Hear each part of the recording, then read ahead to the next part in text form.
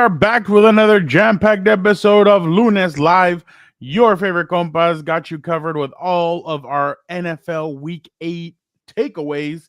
I know that we talked a little Chargers a couple of last Thursday when Gilbert and Vic, the producer, did a great job of sitting in the chair for Dan and I on What's Up Bolts, and obviously Eric and I jumped on from the car ride down to San Diego. So we definitely appreciate you guys for that one. But we'll talk a little bit about that.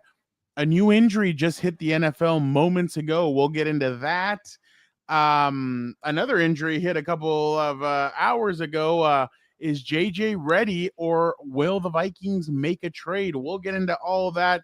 We have some other games we want to get into, and obviously Vic will come in and we'll do some of that good stuff at the end like we usually do. All right, Gilberto, do you have an engagement question for our viewers and or listeners? Yes, I do. It's spooky season. The Halloween is around the corner. It's on Friday, and for the first time, I actually care about dressing up because I'm a dad now, so I want to have my kid be involved with Halloween. So maybe I dress up tomorrow for four compas. I don't know. Is that a thing that we should do, Fernando? What's he doing? Uh, we are well. If I give you the reveal, then and we dress up tomorrow, then I don't know. I think I'm a spoiler. I'll wait till tomorrow. If you guys show up in costumes, I'll participate. But for the theme of Dan's going to be Halloween, a coach. Coach Dan, okay, he does that in real life, but sure, that works too. He has a double persona, and I can't wait to see Dan back. Is this like Brock Purdy, Lamar Jackson? Is he coming back? Who the hell knows? Competitive reasons? I don't know. Let me know, Fernando. Is he coming back? They were. It's like John Harbaugh said. It wasn't meant to. What did he say? It wasn't meant to dissuade. It was an honest mistake. Oh yeah, honest mistake. Maybe there's no advantage to knowing, like the Bears didn't benefit with Tyler Huntley out there. I saw your article on how Vegas was pissed off about that. Yeah, but it worked out. I was Party was kind of thinking like, man, this could be ugly if the Bears win this game, and a lot of Raven bettors are pissed off. But it worked out. It was good karma, So shout out to the Bears for helping out the Ravens bettors. But we'll talk about them in a bit. For the engagement question of the week. Let me know which team is the scariest team in the NFL. I honestly don't know. It's one of those weird years where like I feel like anybody could win it. People want to say it's the Chiefs. People want to hype up the Broncos. People want to say it's the Lions or the Eagles. I honestly don't know. I think maybe no team is scary. I think any team could be beaten in the league right now. Well, maybe we're taking the Packers more seriously after they beat down Aaron Rodgers. Let me know in the comments. Scariest team in the NFL after week 8 of the season, which has one Gilbert, more game. If we're being honest, like the Chiefs have a tough road. They play the Commanders tonight. I know everybody's gonna laugh at that and everything, but they still Terry McLaurin is back. Deebo Samuel's back. They have a good running game. Marcus Mariota with his legs could hurt them a little. I'm not saying that they're gonna win. I still think that the Chiefs are going to win that game, but that's going to be trouble. For the next 2 weeks, the next 6 weeks, Gilbert, after that, listen to this. At Bills, at Broncos, the Colts come there, at Cowboys on a short week on Thanksgiving night, the Texans come to Arrowhead, and then the Chargers come to Arrowhead. That's not an easy road, Gilbert. And they still have some tough games after that. I mean, they go to Tennessee. That's not bad. Well, okay, the Broncos come there, and then they go to the Raiders. So those 2 out of the last 3 aren't bad. But that ending is that middle of the road stuff is going to be very, very tough for the Chiefs. So I think, like you said, everybody's kind of beatable at this point. Well, that's the thing. Well, the narrative is that the Chiefs are the best team in football. Even though they're 4-3, they haven't played tonight. They haven't played Monday Night Football. But everybody's already saying they're the best team. I'm looking at power rankings, throughout the league. Everybody has the Chiefs top 3, maybe number 1. If they're for real, that schedule should be a cakewalk. Maybe you lose 1 game, maybe you lose 2 games. But if you're losing 3 or 4, maybe the Chiefs are not all the way back like everybody's trying to make it seem. So we're gonna find out a bunch from them, in the coming weeks. But if you're that good, go and beat the Broncos twice. Go beat the Bills in Buffalo. Go flex your muscles. Yeah, no, I completely agree. Real quick, Gilbert, obviously, thank you to everybody who's in the chat right now. I love Tugun. Geez, sometimes you put some dark shit out there. But Cooper, thank you so much for joining us. Quick, very quick recap. Gilbert, I do definitely think that because people have been asking me lately if I think the Chargers are back. I don't know if they're completely back just because I think their defense still kind of struggled a little bit at times. Justin Jefferson still had 7 catches for 74 yards. And obviously, it just came out yesterday that Tarheep still will be out for 2 to 4 weeks. So I'm guessing he won't be back until the bye week. So this little mini bye, and then they have 3 games in between and the bye week. So I'm pretty sure either that Jags game or the bye week. So we'll see what happens with that. But just in general, I thought when you have Khalil Mack on the field and you have Joe and with no snap count, no nothing, and you have Joe Alt on the field, that's a recipe for victory. The one thing I did like towards the end of the game, the Chargers did take out Joe Alt, and it was kind of like, okay, we're up. I wish they would have done the same thing with Herbert. I didn't like that Herbert was like there for those last snaps.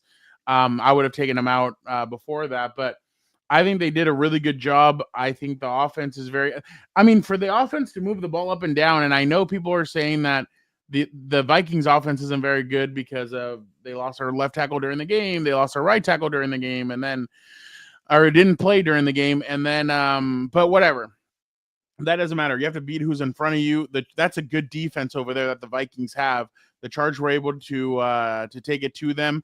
Obviously, I do agree with what you said, Gilbert, and what you wrote about that. If that interception would have gone, that pick six goes the other way, it might have been a completely different game.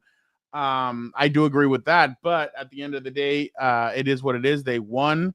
Um, they're going to get Deshaun Hand back. They're going to get Tarheeb Still back. They're going to get Omari and Hampton back. I think they're going to make a trade or two during the trade deadline. So I think they're going to make 1 or 2 moves to kind of bring in some players. But I think once they get Omarion back, once they get some of these players back, I think they will be doing well. Again, we always said, when do you want to have your bad stretch? You want to have your bad stretch at the beginning / kind of middle of that offense or the season. Where you want to be playing well is in November, and where you want to be playing excellent is in December. So the Chargers are going to have a tough road. These next 3 are very winnable games. They play at Tennessee. They come back for Sunday Night Football against the Steelers, and they go to Jacksonville. So all 3 can be had. They just need to play tough-nosed defense. They need to be able to get back to the way they were playing during that 3-game win streak. So I definitely think that the arrow is pointing up when it comes to this team, more so than the 3 or 4 games that they were missing Joe Alt. Yeah, you mentioned my story, and I tried my best to give the Chargers full credit because it was a full performance. But Yeah, at the same time, it's like, how much can you take away from beating Carson Wentz? How much you take away from beating Carson Wentz, who had one good arm or was really injured? yeah, He went on IR, had a shoulder surgery, I think I saw today. He's out for the season. So when you look at that, it doesn't say too much. But the way I wrote in my story was like, sometimes you need an opportunity. Sometimes you need an opportunity to break the slump. Sometimes you got to capitalize on what's coming your way and make the most of it and never look back. And I get it. That nullified pick six in the first 3 or 4 minutes doesn't really matter in the scheme of things. But I think the Chargers needed a break. They caught the break. There wasn't a pick six. Justin Herbert's interception was erased immediately. Boom! They set the tone with Aranda Gadsden the second, who is becoming a quick star in the NFL. We'll find out in the coming weeks if he could keep it up. But for the past 3 weeks, this guy's been good. He's been hyped up. He's been delivering. Not just that. You make the most of it. Getting the touchdown right away. You're setting the tone defensively. They shut down Carson Wentz. Yeah, he's hobbled. He can't move around. He doesn't have a good arm. He's battling out there. But hey, what was the weakness for this defense the past month? The run defense. And they shut them down, I think, 30-something total yards. Aaron Jones back too. So great performance. So I think to me, they made the most of that opportunity. There was other areas too that I really liked. They're getting McConkey more involved. I know QJ has been disappearing, but when you need him, he'll get going again. You have Keenan Allen. And one more thing, Fernando, that I thought really, really paid dividends. Like, imagine if you're falling behind early to the Vikings and you're needing to ask Herbert to do more. Once Herbert built that lead, guess what? The running game opened up. I really like this 22 personnel where you have the two backs and Kimani Vidal doing well. Now imagine when Hampton comes back and you get to run what you wanted to do all along with Najee and Amarian. Maybe Vidal could continue it. He played great. I wrote my story pretty much done by the third quarter, but while I was writing, I'm like, man, what the hell is this personnel on the field? I should probably pay attention more to this. The game was out of hand by then, but bless you, but you get the blueprint for how you want to play the football or play football in the winter months. So to me, Justin Herbert could always bail you out. Justin Herbert could always build you a double-digit lead. But when it really matters, you want that O-line to be nasty, set the run blocks, and let your guys in the backfield do the work. And that was perfect all around. So to me, they made the most out of opportunity that came early, and they never looked back. We'll see if they continue that moving forward. As of right now, you might have to go to either Buffalo, New England, one of those places. You're going to have to run the football. It's going to be cold if you go to the playoffs, obviously. Or you could even be headed to Baltimore or Pittsburgh or whatever. But you're going to need to run the football. Yeah, you're going to need to run the football. So this is they finally brought this out. It had been a while. I was surprised. They finally brought it out. Now they need to keep on moving along with it. But that's the thing. When you have the kind of weapons that the Chargers now have, you can run a lot of different things. And one guy that they really are starting to fall in love with is Trey Harris because of his blocking. Yeah. Because of his route. Like he's getting better as a route running. But that's what I was telling you. That's what I was saying, Gilbert. And that's what I told Dan the other day when we did a preview a couple of weeks ago. I'm like, what did Coach McGuigan say on the Hard Knocks when the Chargers were on with the Rams? He said, if you can't effing block for me, you're not going to be on that effing field for me. So if the one thing if what he's really good at right now is blocking, everything else is going to come good for him. So I really do think that they are getting better, and we'll see what happens. But Gilbert, I know you guys are going to talk about this on House of Horns, I think Wednesday probably, but the Rams trade for Titans cornerback Roger McCreary. Obviously, I've got to see him a bunch because the Chargers and the Titans have played each other a lot in the last few years. I think he's a solid corner, Gilbert. Obviously, I thought, and I saw what you kind of wrote about it, I thought they would go for a splash, like maybe a big time. But this is actually a very good signing. I feel like Roger can definitely help this secondary out. And I know it's not a huge name, but I definitely think that this is a very good trade. And one, two, I don't think the Rams are done yet making trades, but I definitely think that this is a good start for them. And I could tell everybody was very antsy. They're like, we have a trade. It's been 12 days since the last trade. And it was obviously Oweh from the Chargers, who's done a pretty good job, Gilbert. 2.5 games so far for the Chargers. He has 2 sacks. So, but I think Roger could definitely bring in some good stuff to the Rams secondary. Yeah, I kind of don't like this time of year because everybody expects massive trades to occur, and it's going to be like small trades like this one. And for the next 2 weeks, we're going to try to build it up, get clicks, get ratings on TV saying Max Crosby, Trey Hendrickson, Jeffrey Simmons, Chris Olave, Jalen Waddle, they're all going to be traded. Probably none of them are going to get traded. So I hate that time of year, but just I'll keep that to myself now. For this trade, yeah, it wasn't a splash trade. It wasn't a sexy trade, but it was a needed trade for the Rams to get some more depth. Honestly, they still need an outside cornerback. Roger McCreary is more of an inside cornerback. He has some experience playing the outside, but so he's kind of like a depth piece, flexibility, and a temporary fix because I know they're hurting at safety. You get to move Quentin Lake back to safety, who's been playing slot cornerback. You put McCreary at the slot, but how do you answer your outside issue? It's not going to be Emmanuel Forbes. It's not going to be Darius Williams. It's not going to be Kobe Durant. Maybe Akilo Witherspoon comes back at the back end of the year from the broken clavicle, but you get depth. And if you make one more splash, not splash, right, one more decent trade for an outside cornerback, now you have flexibility. Now you have real depth here. So it's one of maybe 2 moves here. And the old Rams, I don't think they're coming back. They're not going to trade their extra first-round pick. They're not going to lose a day 2 pick. You need that moving forward. So, yeah. Darius Williams also got hurt. Yeah, but he's never good anyways. Regardless, they need help on the outside, and maybe McCreary could do that. I don't know, but part of me is kind of like, what if they calls for L'Jarius Sneed? And I keep saying that because he could play the outside, and it's like, oh, you got a quad injury. Okay, what do you got, Roger McCreary? Let's go look to your fire sale here. Oh, we'll take that guy. Yeah, that's a good depth piece. So this is kind of a good trade to kind of put into perspective of how these trades develop in the next 2 weeks. They're not splashy. They're not, big time names, but they help out in the depth. They help out in the short term. Like the Rams don't want to, they don't want to lose draft picks. What did they give up? They gave up a conditional 5th round pick, and they still get a 6th round pick from the Titans. Like that kind of tells you they don't want to give up a lot of value here. So to me, I gave a B. I couldn't give it an A when you don't have an outside cornerback. For the tight ends, I gave them a C plus only because you only got a 6th round or 5th round pick that's conditional.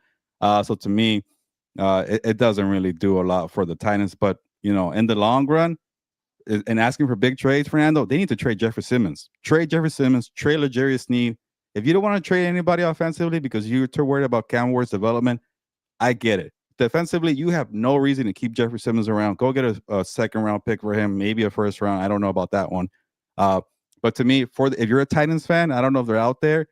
Hopefully, this is the start of a lot of big trades coming up in the next week here because you need draft capital here. No, I agree. Jeffrey Simmons, I know, is hurt for them because it seems like he's not going to play against the Chargers this weekend. But Yeah. I saw some Titans fans they like appeared on my social media feed, and they were like, "Oh, so we don't want to defend this weekend against the Chargers. We're just basically mailing it in." And I'm like, dude, there's not much you guys can really do, to be honest, moving forward. I mean, it's been an ugly season for them, and I know that they have their new stadium coming up, and they have to start selling tickets, but we'll see what happens there. Gilbert, obviously, big news coming out of Denver. Let's start off there. Okay.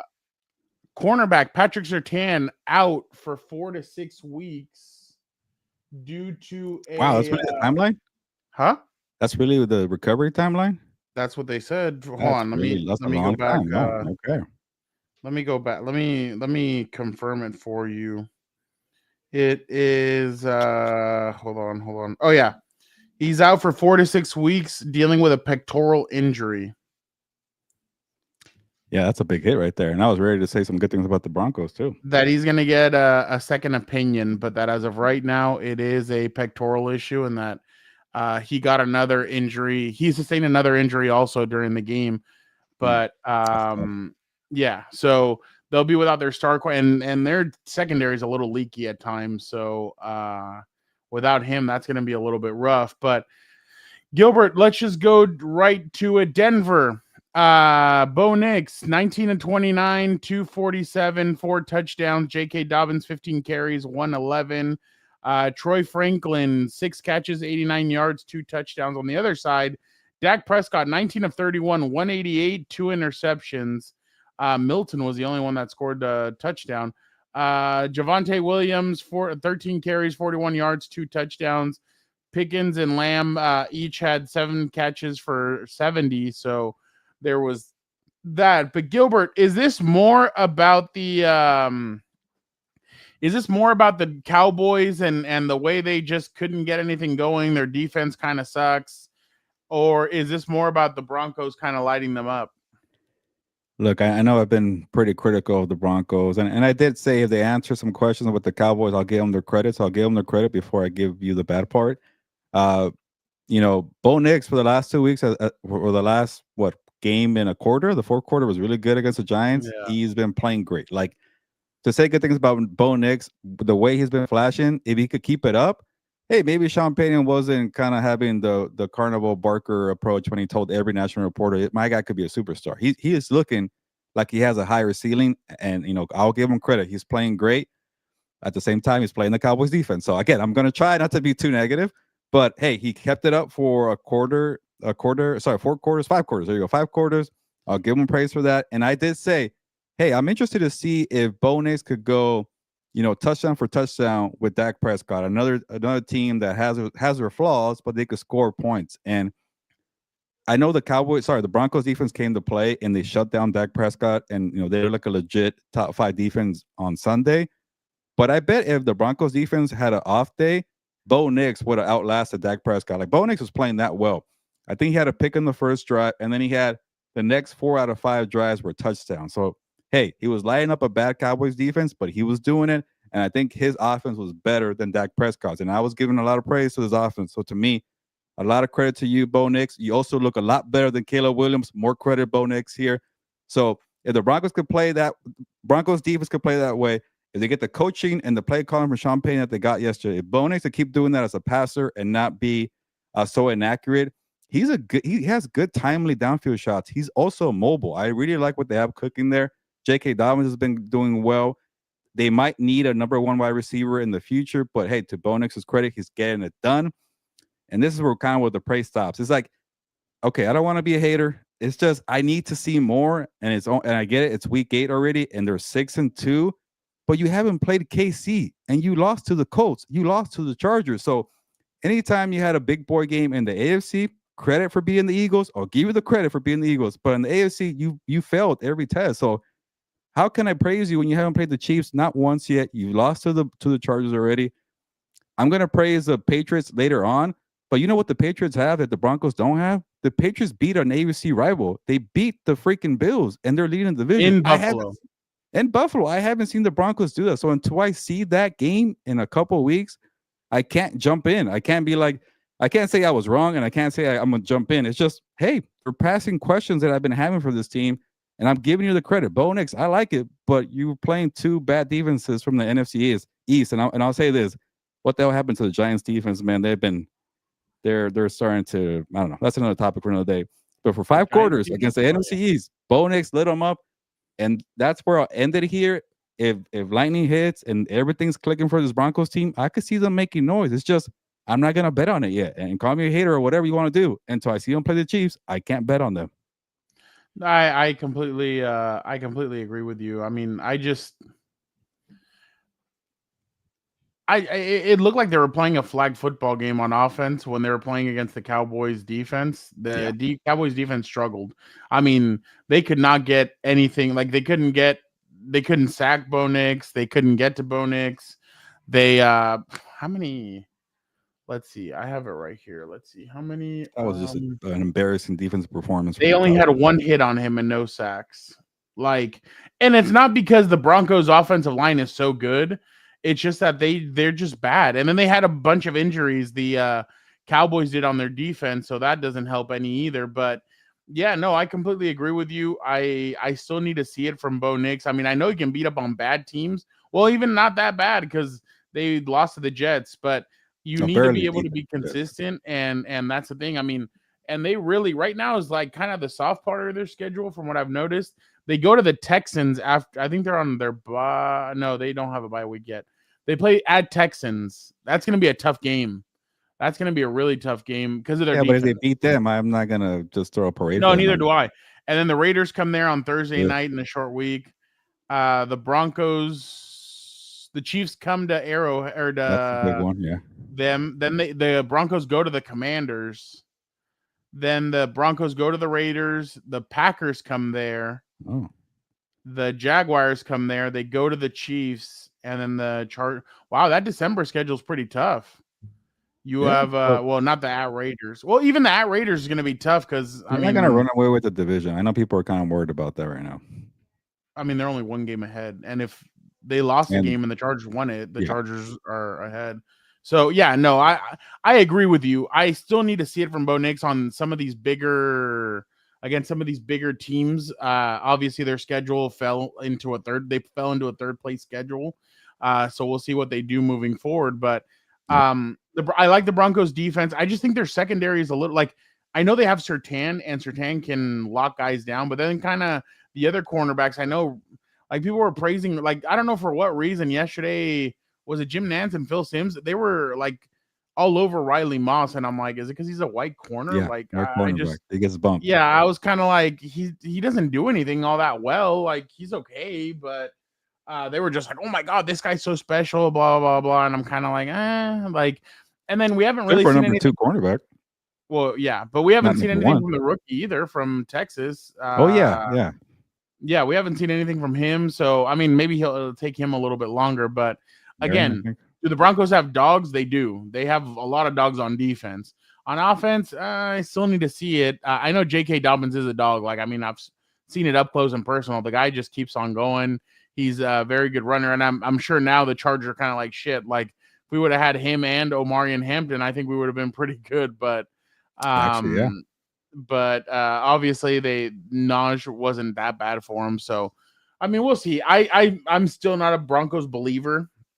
We'll see what happens with all that, but not a Broncos believer. Gilbert, on the other side of things, we'll go real quick to Pittsburgh. Gilbert, the Steelers just made a big signing. Marquez Valdez-Scantling Okay. returns with Aaron Rodgers. The Packers end up taking it to Rodgers on the final time. Well, allegedly one of the final times that he may see them. Rodgers 24-36, 219, 2 touchdowns. On the other side of things, Jordan Love 29-37, 363 touchdowns. Kraft 7 catches, 143, 2 touchdowns. Gilbert, is this more about the Steelers are frauds or the Packers are that good? Well, the Steelers have been frauds all year. I've been saying that. I don't care about the Steelers at all. They're a boring team. You know, Their defense part of me was can't like, stop anybody. yeah, I thought that maybe they'll be out there at home. They want to win for Aaron Rodgers, but they rolled over in the second half. That was a pathetic performance there. So Yeah. I don't know what to make of it for the Packers. Like I just gave the Broncos credit here for beating the Cowboys, but I can't really find something for the Packers. And I do have one. I think Jordan Love has been handling business against bad teams. It's kind of like Bo Nix playing the Cowboys defense. That's how bad the Steelers defense has been this year. Like let's not pretend these big names are playing well. Jordan Love lit them up with Tucker Kraft on National Tight Ends Day. Did you forget about that, Fernando? National Tight Ends Day. That's so great. Credit to Jordan Love for doing that. You also had a lot of pressure against your mentor. Maybe there was like, hey, you know what? There's times where quarterbacks want to do too much and they get in trouble. He did not for the most part. He did have a slow start. He bounced back right away. I think Christian Watson gives him another element down the field. So, hey, I'll give credit to Jordan Love here. But again, it's like how much do you take away from the Steelers defense? I don't know. This was a really weird week of like, I didn't really learn much here. Like, all I learned was like, okay, the Dolphins are still fighting for Mike McDaniel. Cool. What else we got in week 8? It was just a weird week with a bunch of lopsided games here. So can't wait for tomorrow. Yeah. So we'll get to them. But honestly, I don't even know what to talk about this team here. I'll give them, credit. Every time I write about the contenders of the NFC, I'm always like, yeah, you got to compete with the Rams and the Lions and the Eagles. And I'm like, let me check the standings. Oh, and the Packers. And I always throw them in there last, but I forget about them. But they're 5-1-1. And I don't know. They're probably one of the hardest teams for me to get a pulse on because I'm not buying it right now. I got to see more. They beat the Lions in week 1, but I'm not taking anything from that. It's incredible to me that yesterday we get the report, the Steelers are thinking about keeping Aaron Rodgers for one more year. And I'm kind of like, Aaron's having a good year. I do admit that. But haven't you noticed what your biggest problem is? Your defense has gotten old. And then you added more old to it in the offseason with Darius Slay, with Jalen Ramsey. Like, your team is very old. Like, your defense is old. They're getting picked apart left and right. Now, let me ask you, like, in 2 weeks, they play the Chargers. Oronde Gadsden, they're going to be looking at that film from, and I'm not saying Oronde Gadsden's anywhere near what Tucker is, but if their exploitation is a tight end, they're just going to make Oronde freaking do exactly what Tucker did. But that's what I mean. Like, I just really think that the Steelers kind of went the wrong way with this. If you were going to have an old quarterback, you should have put a young team around him. The offensive line is young. The weaponry is on the younger side, but then the defense is old. They have a lot of names on that defense that are very, like, I'm sure if you went on the street, if we did one of those Jimmy Kimmel things and you did a man on the street, you'd say, hey, do you know Cam Hayward still plays for and friend of the show, Cam Hayward still plays for the Steelers, and they're still, oh wow, okay. Jalen Ramsey, oh wow, okay. Like, you know what I mean? Like, they just got really old and like, even I know I'm gonna piss some people off with this one. JJ Watt hasn't really made an impact this year. TJ, same shit. Neither one of them has made an impact. But I know where you're going with this. Yeah, I'm with you. And he got paid too this offseason. He got a raise. That's what I mean. Like, they paid him. He hasn't really done anything. Like the Trey Hendrickson, I get it. It's a 1-year contract. He's going to be a free agent after this year. But on this side, the TJ one, he's still locked in for 3 more years. And I just I haven't seen much from him in the games that I've watched. I mean, Let's see what he's at. They're gonna TJ be they're gonna win 9, 10 games and be one and done and left. waste their time again. Like it's what the No, Steelers do. Gilbert. He has 4 sacks.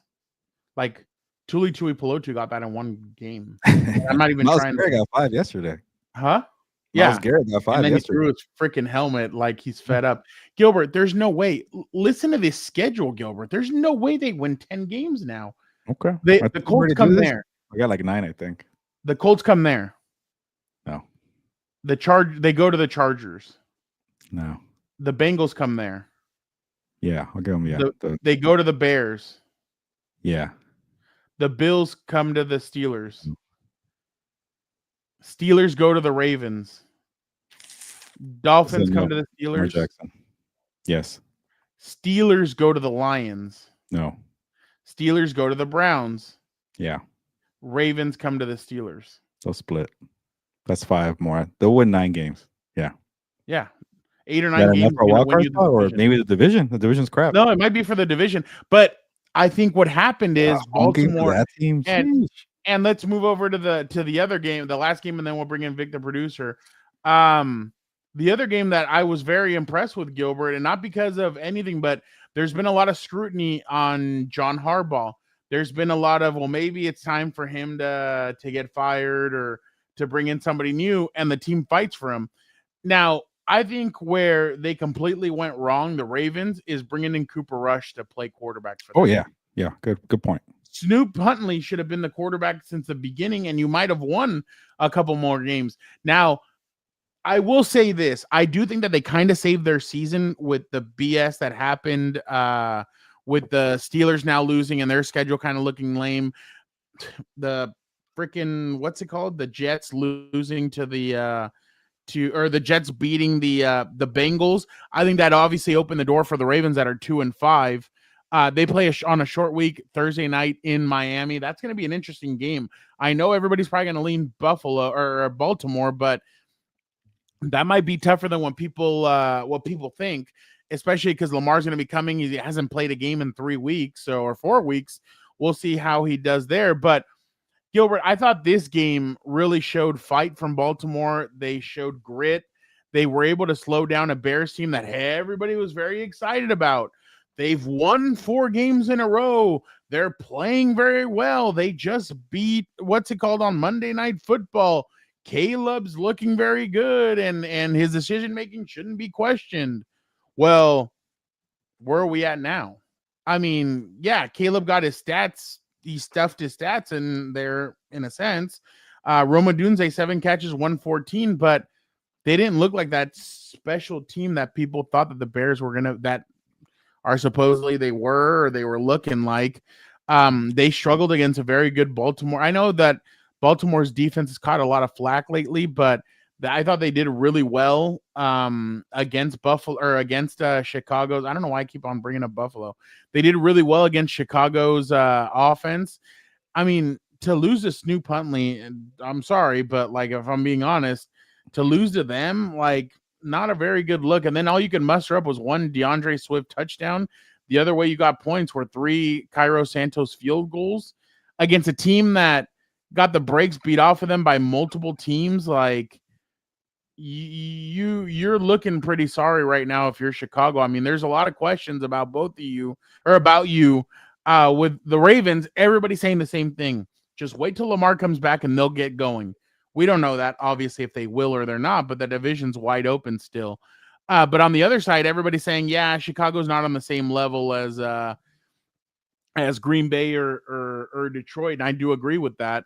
But just Gilbert, I thought they said more about Chicago and the lack thereof when it comes to the quarterback play. Their defense is kind of taking a hit. I don't know if Chicago's going to make the playoffs, to be honest. They just look very, very weak right now, in my opinion. Yeah, I'm with you. And before I get to the Bears and sticking to the AFC North, I've been trying to find a spot to say this. For the Carne Asada season preview, the bold prediction that I made was Jets and Patriots are going to have more wins combined than the Steelers and the Bengals. And somehow I'm tied right now with the freaking Jets winning that game. 1 plus 6 from the Patriots, and then 4-3 Bengals and Steelers, 7-7. I don't know how, but shout out to the Patriots for making me look good on that bold prediction there. Still a lot of football to be left to be played, but I just wanted to say that I'm halfway there and I'm pretty close. Anyways, yeah, the Bears still suck. Cheese eating bastard is saying that. Yeah, and again, because I feel like I'm writing the same thing, and it was a weird week where I didn't learn much. I decided to talk about Caleb Williams again, and I'm like, all right, what the hell is going on here with this offense? Because they're not figuring it out like the Broncos and Sean Payton, Drake May and Mike Brable. We saw it last year with Kingsbury and Quinn and Jaden Daniels. What's going on with Caleb Williams? You got your offensive guru Ben Johnson here. They're running the football, and I'm like, I think Caleb doesn't have an identity yet as a quarterback. I don't think Ben Johnson has figured out what does Caleb want to do. What makes him comfortable? What are his strengths here? And there's a lot there with his skill set. I'm always going to credit that. He has a versatile skill set. But that's the problem even for the coach now. Like, okay, what can we do here? And I thought for a second they had something cooking with him being an efficient game manager. People always think game manager is a diss here, but for a guy who likes to do too much, maybe it's okay to be a game manager and lean on the running the football. They're running the football well with Kyle Naga. I think I got his name right. DeAndre Swift, and then some shots here for Roma Dunze and DJ Moore, and that was working for this winning streak here. And then the Saints game came, and he was trying to do more. Maybe it was a whole Spencer Rattler matchup. Maybe it was a bad defense where he thought he could pick him apart. He couldn't throw. He wasn't good in the pocket. And then they fall behind against Tyler Huntley here, and they ask him to throw more. And he has that game still within reach and throws an ugly interception in his own territory. Derrick Henry touchdown. Game over. And I start thinking, okay, when he's the game manager, he's supposed to be efficient.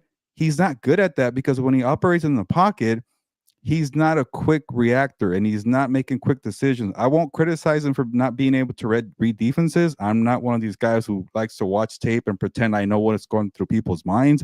Oh, yeah, he's a slow reactor. How the hell do you know? How do you know he can't read the defense? So that's just kind of my thing with tape grinders. But it's obvious he doesn't make a decision. And when you're an efficient game manager, boom, 1 read, 2 reads, get the ball out, move on, run the football. He can't do that. He just kind of has his slow processor where he doesn't know what to do. And then when he wants to be quicker with the ball, interception, fumble, bad sack. So I don't know. I don't know what it is. If it's a coaching problem, is it the Caleb problem? They don't know what his bread and butter is. They don't know what he does well. They don't have an identity. To me, until he figures that out, they're not going to be a playoff team. I'm kind of tired of talking about it, but he hasn't done anything for me to say, wow, look at Caleb. Bo Nix did it this past 2 weeks here. Jaden Daniels has done it. Obviously, Drake May has done it. Michael Penix Jr. not really sometimes. JJ McCarthy hasn't played. But Caleb Williams is starting to fall behind of this. We're always going to review him this way, right? Fernando, 2024. Yeah. Jaden Daniels, Drake May, Bo Nix. Caleb Williams number 4 now. Is that where we've gotten here? Like, it's just he hasn't done anything great. Yeah, no. Freaking cheesy. It's funny. I do have what's it called? I do have video from practice of him yelling at what's his name? Ben Johnson? Caleb Williams. Oh. Here you go. And I got half a mind to find your old man and kick him in the nuts so hard he can never foul the earth with another little shit like you. So I hope Ben Johnson's talking like that. That's yeah. So that's from the obviously after the 2005 Bad News Bears. What? Yeah. After the rumors of him trying to go to Minnesota, if I was one of the coaches, I would say the same thing. But like, I you know what's funny? I had wondered in the offseason, and I had talked about it with Dan, but I'm like, nah, his ego's too big. I thought Ben Johnson. Oh wait, no, Cliff Kingsbury was already with the. I thought about maybe if they would have hired Cliff Kingsbury from Washington, if that would have helped somebody that knows Caleb, somebody that's been with Caleb, but obviously that just didn't materialize. But and I mean, who knows if he would have because it seems like he's treating Caleb like an adult. What's his name? Ben Johnson, because he screamed at him, kicked him out of practice. He's done a bunch of stuff like that, and that's kind of what Caleb needs. But I don't know. It's interesting to see the way that this whole dynamic's going. But real quick, your thoughts, Jets, Bengals. Nice win for the Jets. I think on the day that we found out that Nick Mangold passed away, Yeah. to get that victory was very fitting. So other than that, I know you want me to go here. I'm really tired about the Bengals. I do care more about the Jets winning as their first victory, but the Bengals, like, I got to tell you guys again, like, I don't care if it's Joe Flacco, Joe Burrow, who's another famous Joe. No one's gonna save this Bengals team. Not when you have an atrocious defense like that. Like, put it this way, Fernando. Now you're getting me going. On a day where the running game was going, on a day where the offense was scoring points. Yeah, let me talk to you. Still, the defense allows 500 total yards to the Jets, who were 0-7. Still, the defense comes into your house, Cincinnati, and drops 39 points. The team that just benched Justin Fields a week ago because he was horrendous lit you up. Brees Hall went off. The guy in the trade rumors. Like, a team that doesn't. Is Garrett Wilson back? I lost track. Like, how do you lose that game and drop that many yards? So go back, put the fork in them. I don't care. This team is wasting my time. I don't care that Joe Flacco went off on the Steelers from all teams in prime time. That's why I blame you, Steelers, for bringing back the stupid Bengals narrative that they're going to come back and it's going to be well. No, this team's going to lose 9 games, 10 games. Would that be enough for a wild card spot? Maybe they win the division. Hey, am I getting to a point where I'm begging the Ravens to wake up and win it because I don't want to see the Steelers and I don't want to see the Bengals? I don't want to do that, but maybe I have to. I'm tired of you guys. Trade Trey Hendrickson. Please trade him. You're not going to do anything with that defense. You're not going to do anything, especially without Joe Burrow. Joe Flacco's hurt too right now. 40-year-old quarterback. Good luck. You're what, 3-5? Get out of my life. Broncos country. That's right. That's very well said. I couldn't have 500 said it better yards myself. from the Jets. Dude, Justin Fields 21 of 31, 244, 1 touchdown. Brees Hall 18 carries, 133, 2 touchdowns. Did you see Brees Hall? He was on Twitter and he put a laughing emoji on a video of the Bengals defense. Like, somebody said, "Oh, the Bengals defense is shit" or whatever, and he put a laughing emoji. Like, what more do you need there than to know that it's embarrassing? But that's why they're not going to. That's why, Gilbert, before the season started, I told everybody, or I said on this show, I don't see the Bengals making the playoffs. They don't have that defense that they went to the Super Bowl with because they traded it in for T. Higgins and Jamar Chase and all these, and Joe Burrow himself, to pay them all that money. And then that's when it all went to crap for them. So I don't believe in the Bengals at all. I think this, and you know what's funny? I bet you Bengals fans, oh my God, I bet you Bengals fans were excited and they were like, you know what? We're going to beat the Jets today. Then the Steelers are going to lose to the cheese-eating bastards Packers. And that's it. We're going to be right in there for the AFC North. You take the L to the Jets. The other thing does happen. The Packers end up beating the Steelers, beating them down. And now the Ravens and they probably thought that the Chicago Bears were going to go in there and they were going to thank the NFC North for putting them back into contention. Watch the Bengals beat the Bears in that. Oh, here we go. They're back again. I'm going to hate it. Oh, and that's the kind of roller coaster we're all going to be on. So, yeah, no, I just don't. I'm completely done with the Bengals. I don't want to hear from them. With this team for whatever reason. For some reason. All right, let us bring in now Vic and see how he is doing. Vic, how are you doing? Doing good. That was a good discussion there. It was a boring weekend. We even heard a high register from Gilbert there, not when he was going on about the Bengals. That's how much. Check your pulse. Check your pulse. Yeah. Save it for the World Series, Vic. I gotta. Yeah. What time's that game on? 5 p.m. I think. It's about to start. We got about 2 minutes here. Yeah, but, you're gonna be talking like this the whole time watching TV. Yeah. His neck's gonna hurt. Yeah. He's gonna come on tomorrow like this. I know. I'm gonna be like this the whole time. All right, guys. Let's get to some fact or fiction here. With some of the stories that Gilbert wrote about. Let's start off with the first one, which I thought was really interesting. And it starts off with Tua. So I'll start off with you here, Gilbert. Did Tua save Mike McDaniel's job or can Tua save Mike McDaniel's job with a strong finish, or is he cooked either way? Yeah. So I know you read my story, and Yeah, leave it to Tua to have his best game after I wrote that they should bench him. He has 4 touchdowns a couple days later. And I said bench the guy for Quinn Ewers, Zach Wilson. I don't give a crap. Just bench the guy. He's been that bad. Hey, to his credit, he answered the call. Maybe he had my story printed out and put it up on his wall. And then he woke up the next day and only saw it from the right eye, not the left eye. And like, okay, this guy, Gilberto Manzano, he's terrible. 4 touchdowns on those Falcons. And I did say, don't trust the Falcons. I don't know how much, credit I want to give the Dolphins there. But the more I think about it, Vic, the more I feel like the owner is not going to bench Tua because all the money they committed to him. He's still owed $54 million next year. So after the 2026 season, it makes more sense. Now, as for Mike McDaniel, I think they're going to give him the rest of the year. I don't know if he's going to save his job entirely, but to buy himself more time for the rest of the year, I could see that. And the only way he could save his job are 2 things, or actually 1 thing. If you get any quarterback, Zach Wilson, Quinn Ewers, or Tua, to be competent in your scheme, that's the only way to save his job. Because what's the value that the Mike McDaniel has? He's not a leader of men. He's not a defensive guru. He's not. His knowledge is offense. If you can't run that properly, what the hell are you here for? Like, I remember the Kyle Shanahan early years where they couldn't win anything. He was kept around because that scheme is too valuable. They're going to figure it out. Brian Dable kind of has that to an extent, but that's running out right now too. So what do you have with Mike McDaniel? So if Tua was able to do what he did on Sunday, maybe they're like, you know what? These guys are connected at a hip here. We can't get rid of the guy until 2026 or after 2026. Let's give him 1 more year. I doubt it. I don't see that. Regardless, they have to play efficient offensive football because they haven't been doing it ever since they gave Tua that contract, which looks really bad. Are you going to trade Jalen Waddle? If you do, good luck trying to have a good scheme without Waddle. So to me, it just really opens the door for Mike McDaniel to save his job some way, somehow. But the more I think about it, it's gonna be 1 good game, and that's it. We've seen Tua enough to know it. He doesn't do it for 4 games in a row.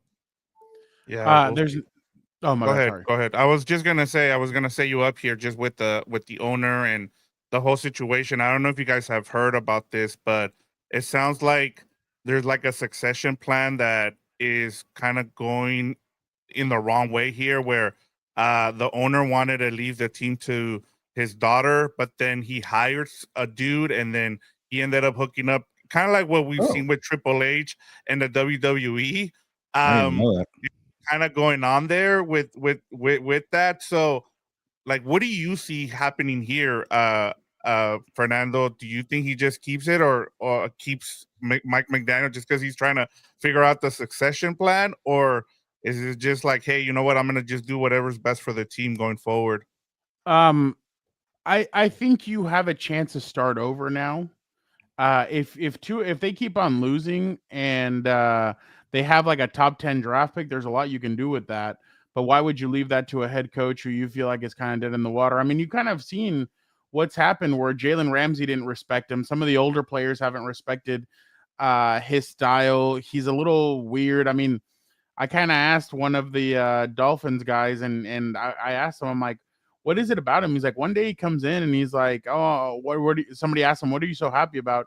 It's like, we're 1 step closer to death. Like, he's just a weird, quirky, weird freaking guy. And the results haven't shown up. I mean, besides that 1 year where they made the playoffs and they went to that Freezer Bowl in Kansas City, they haven't really done much else. I mean, I know everybody got excited when they put up 70 on the Denver Broncos, but ever since then, it's kind of been a sharp decline. I think what Mike McDaniel is I really think he's a Norv Turner, where he's going to be a good offensive coordinator, a great offensive mind. He's just not a good head coach.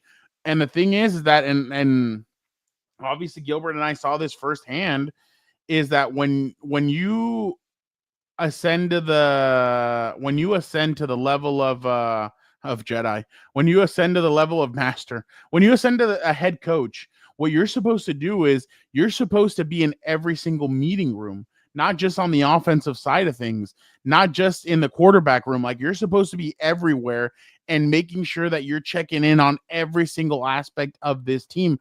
That's why, and I there was a couple of practices during training camp where I watched what Jim would do. Jim would go stand with the offense. Jim would go stand with the defense. And during special teams, where I've seen in the past, head coaches would walk over and just be talking to the offensive coordinator or be talking to the quarterback. He would go over to the special teams and watch special teams. So when you see stuff like that, I remember Anthony Lynn was like that as well. But when you see stuff like that, I mean, that you have to be a guy like that. And who knows if Mike McDaniel is. But I think this is an opportunity where, especially if you get rid of Bradley Chubb and Jalen Phillips, that means that you're going to start over and you're looking for something new. Now, obviously, nobody's going to take Tua on or that contract. So you're kind of screwed when it comes to that. But there's an opportunity there to kind of start over fresh, bring in a new offensive mind or bring in a new defensive mind or bring in a new head coach. I did read that they are thinking about giving Anthony Weaver. They want to give him a shot and see what he's like. But I'm kind of like, okay, I get that. But aren't you just kind of fixing the Band-Aid? Like, Anthony's already been here. You put him as your interim. I've seen it before with Romeo Crennel. I think he was with the Chiefs. Romeo Crennel, either he was with the Chiefs or the Texans. He did really well. They made the playoffs. They kept him as the head coach, or they promoted him to head coach. And after 1 year, they fired him because it wasn't good. The thing is that once you fire a head coach, the guys in the locker room get animated. They get amped. Remember when the Chargers fired Brandon Staley, the Chargers were very competitive at the end of that year, and it was Easton Stick at quarterback. They were very competitive for oh my God, Gus. What's his name? The defensive line coach, Gilbert from the Chargers. Give Smith. They were very competitive for Give Smith, and they played very hard. Did you notice how it wasn't Kellen Moore? Like the guys who have a real shot of being a head coach, they're not taking an interim role because interim roles are setting you up for disaster. You're the guy who couldn't get it going in 4 games. So Kellen Moore is a head coach now for a reason. He did not take that job. Yeah, that was very smart of him. But again, going back to it, I just think they need to start off new or fresh. I think they should just axe it, and I'm sure Mike McDaniel is going to be a very hot commodity as a free agent offensive coordinator. I don't know if he'd get another head coaching opportunity, but I do think that they need to start over. I don't think Tua can save his job. I think they're at the point of no return right now. Yeah, and that's what it sounds like. I think we'll probably see them start over. All right, guys. Since we've already talked about the Patriots, I'll save that one for tomorrow. But I did want to ask you guys, just so we go fast here, what will be the biggest name that gets traded before the trade deadline? I'll start off with you here, Fernando. Or do you have one, Gilbert? I do. Like, I just wrote a story about the top 15 trade deadline players, and half of them won't get traded. I hated writing that, but I had to really specify and I'll go on a rant because I really hate all the reports. Like, there's a lot of things I hate about this time of year. There's a lot of reports saying Max Crosby won't get traded, Jeffrey Simmons won't get traded. Oh, they're not going to trade that guy. Shut the hell up. Like, you're just trying to create a bidding war for these owners who are saying like, hey, like we're not going to trade him, but if you come for the right price, 2 first-round picks? Oh, you saw the report? You know what? We'll change our mind now. Yeah, Jerry Jones, we're not going to trade Micah Parsons. Who got traded? Micah freaking Parsons. So enough with carrying their water here for starting a bidding war. I hate all these reports. If I'm a GM owner, I'm like, I don't give a crap what freaking Mark Davis and Max Crosby think. I'm the Detroit Lions. You grew up in Michigan. Do you want to come here or not? You want to play real football? You want to be in a winning team? Here's a first-round pick. You need to take the first-round pick because your team suck. You've made the playoffs twice in 25 years. Shut the hell up and trade the guy. I'm so tired of these teams. Mickey Loomis too. Trade the guys, or you have 5 guys who could give you a bunch of draft picks and you won't do it. And you want to just, try out Tyler Shuck with a bad roster. This roster hasn't done anything since Drew Brees left, and you won't trade the guys. So I'm just gonna say this. I'm gonna gamble and say it's Chris Olave who gets traded. It won't be Trey Henderson. It won't be Max Crosby. It won't be Jefferson Simmons. It won't be Jalen Waddle. Maybe Rashid Shaheed. Saints, come on, look in the mirror. You got Raheem Shaheed, Chris Olave, Alvin Kamara, Carl Granderson, Chase Young, Alante Taylor, Demario Davis. Trade all these freaking guys here. So to me, pick up the phone, GMs, hound, harass, whatever you want to do with these losing teams or just holding these guys here hostage for whatever reason. I'm going to bet and say Chris Olave, speedy playmaker. But if he's not the big name, it might be Jacoby Myers, Jacoby Myers might be a better fit because he could block and catch, but Olave is more talented as a pass catcher. So if you want a big name, I'm going to go Olave. Sorry. All right, Fernando. He stole mine. I was going to go with sorry. No, I was going to go with Jacoby Myers. I got 2 there. I just don't see like what. I just make a case for Trey. He needs to get traded too. Yeah, but I don't see them trading him. Yeah, and then you look. Woolen from the Seattle Seahawks. Like I don't know. Mark Andrews, I don't think gets traded. I'm looking at a thing right now. Alontae Taylor from the New Orleans Saints. You know what? I'll say Bradley Chubb gets traded. That's my name. I'll go Bradley Chubb. I think people need pass rushers, obviously, and I think Bradley Chubb is going to be one of those guys that's traded. I know Bradley Chubb hasn't been a huge name since he went down to Miami, but I still think that he can be a playmaker and he could be a good second or third option. He went for a first-round pick, so from the Broncos. So, all right, one last one, and I just give me a team here. One contender that needs to make multiple trades before the trade deadline. The Colts. I think the Colts defense is very rough. I think even if they get Ward back and they get some of their guys back, I still think that they need another corner there with them. Maybe they're the ones that could bring in Alontae Taylor. But I definitely think that the Colts need to make one or two trades to help that defense. On the other side, I mean, I was going to say the Chargers, but I don't consider them Super Bowl contenders yet. But I do think that they need to make one or two trades, or they need to make two or three, two trades to kind of help themselves out at running back. And I definitely think they either need, I think they need another defensive lineman, which is going to be hard to get. But yeah, I would put those two teams. I just had to give you two because Gilbert always gives you two. Yeah. So Sorry. I went Gilbert, Chargers and Colts. You're batting last year. Let's go. Close it out. Yeah, I'll go with the Lions. After all the injuries that occurred last year and they fell short, don't make the same mistake again. Go all in. I get Max Crosby doesn't want to leave Las Vegas, and the Raiders don't want to trade him from Las Vegas. But go get the edge rusher who grew up in Michigan. He's going to change his mind once you get there and you're actually winning games. He's going to change his mind and it'll be fine. Go give a first round pick. Yeah, I don't know. Yeah, give a first round pick. Go all in. This is a roster to do it. Go ahead and do it. And then maybe get Alontae Taylor to help out the secondary. I don't know. You mentioned Rick Woolen. He gets burned too much, but get another cornerback to help out because you're banged up there. Go all in. And the other one, I'll just say Rams because they need an outside cornerback. And, I'm not saying trade one of your first round picks, but this roster is good enough to go all in. So pretend you're the old, less need of old, and go get a cornerback to actually help you out on the perimeter. Is that it? Corner? Yeah, get a bunch of secondary help. Get two. I don't care. They're not good in the secondary. You can always get extra help. All right, Fernando, close us out. You already did. Oh, my bad. Okay, yeah. Sorry. Freaking Gilbert. Oh, that kind of close out. Yeah. All right. Appreciate everybody so much. Don't forget to like, comment, subscribe. We will be back tomorrow at 5:30 with, almost in about an hour or 24 hours. We'll be back with the Four Compas show. We'll be talking about, I got to ask Gilbert. You guys remember, we talk about it. It's every four of this. The season is cut up into fours. So for the first 4 weeks, Gilbert forked some teams.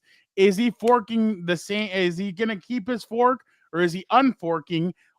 And some of these other teams, is he forking them? So tomorrow will be very interesting. Vic also will give us 10 trades. Are we buying or are we thumbs upping or thumbs downing? So make sure you guys tune in. And tomorrow on the show, you guys will also hear this. Oh, Dan, the original Dan will be back tomorrow. I spoke to him. He said, okay, I'm ready to get it going. Last week was a rough week for him. Mental health is back. No, not mental health. He's one of the strongest people I know. So he's ready to come back. He's excited. And he's excited because a certain individual didn't do very well on his pick. So every Sunday for Dan is like Christmas when Vic sends a certain text updating everybody on the Pick'ems challenge. So make sure you guys tune in. I give his life some clarity and I boost up his confidence and boost up his mental health with my bad picks. I'm all for it, man. Oh yeah. So make sure you guys tune in. Don't forget 5:30 tomorrow. Appreciate everybody. Gilbert, get us out of here. Yeah. Remember, there's only one more week left until the stupid, annoying trade deadline. It comes and goes. I hate it. But I'll stop being the grumpy guy. Enjoy World Series. Enjoy this, whatever game we got tonight. Commanders without Jaden Daniels and the Chiefs. But it's time to get going. See you tomorrow. ¿Qué pasó? Enjoy Monday Night Raw. And Monday Night Raw, which is actually an